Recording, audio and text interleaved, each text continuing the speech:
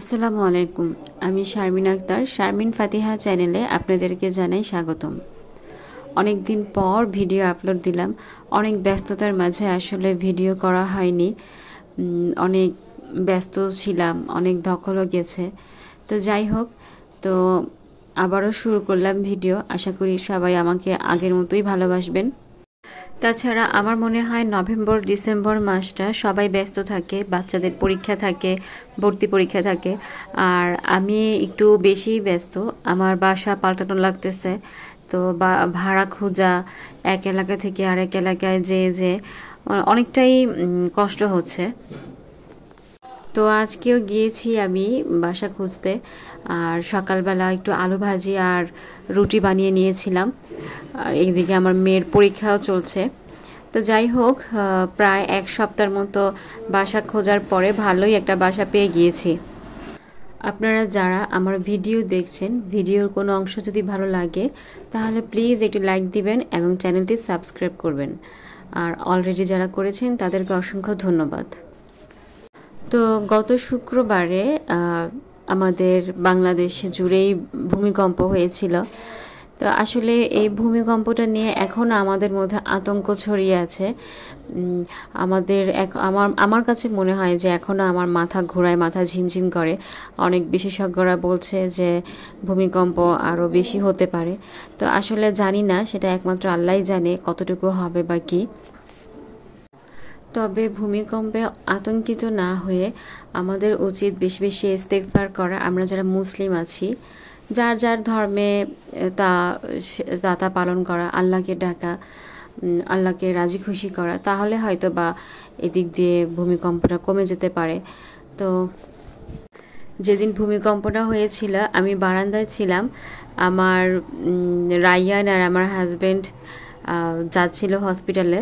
তো ওরা নিচে নেমে গেছে, এর মধ্যেই একটা ঝাঁকুনি খেয়েছি আমি। মানে এত বড় ঝাঁকুনি, আপনারা যারা খেয়েছেন তারা হয়তো বা বুঝতে পারবেন যে লাইফে এরকম কখনো কম্পন হয়নি আমাদের।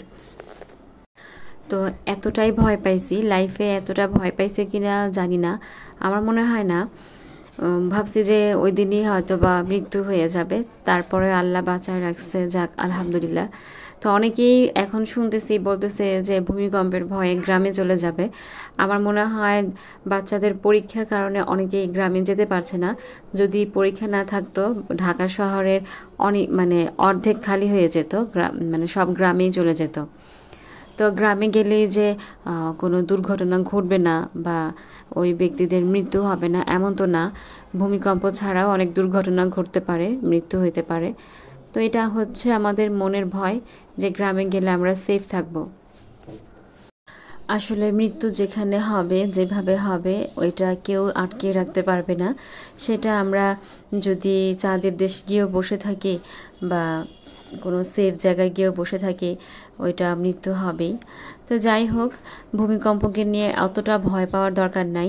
ফেসবুকে অনেক লেখালেখি করছে এত মাত্রায় ভূমিকম্প হবে, এটা হয়েছে ওইটা হয়েছে। এগুলো মাথায় না দিয়ে আমরা দোয়া করি, তাহলেই হয়তো বা আমরা বাঁচতে পারবো আল্লাহর কাছ থেকে। আমরা বাসা পাল্টাবো জানুয়ারি মাসে। তো ডিসেম্বর মাসটা বুঝতেই পারতেছেন যে কি পরিমাণ বিজি থাকা লাগবে। তো তারপরেও চেষ্টা করব নিয়মিত ভিডিও দেওয়ার, যেহেতু আমার অনেক গ্যাপ পড়েছে। আমি এই চ্যানেলের পিছনে অনেক কষ্ট করেছি। আর কি বলবো, মানে রাত জেগে জেগে এডিটিং করেছি, তারপরে সারাদিন ভিডিও করেছি। তো এত ব্যস্ততা, অসুস্থতার মাঝে আমি ইদানিং ভিডিও দিতে পারিনি। তো এখন যেহেতু কন্টিনিউ করছি, আশা করি আপনারা ভিডিওগুলো দেখবেন। আর এটা হচ্ছে আমার কাজিনের মেয়ে। তো ওকে আমি বললাম যে তোমাকে একটু ভিডিও করি, তুমি একটু নাচো বা কথা বলো। ওই স্টিল দাঁড়ায় আছে, ভাবতেছে ছবি তুলবো। তো দেখেন কীভাবে স্টাইল করতেছে, অনেক পাকনা। তো আমার মেয়েটার পরীক্ষা চলছে, ওকে অনেক পড়ানো লাগতেছে, ভর্তি পরীক্ষা দিবে। সবাই দোয়া করবেন। তো আজকে এই পর্যন্তই, পরবর্তী ভিডিও দেখার অপেক্ষায় থাকবেন। আল্লাহ হাফিজ, আসসালামু আলাইকুম।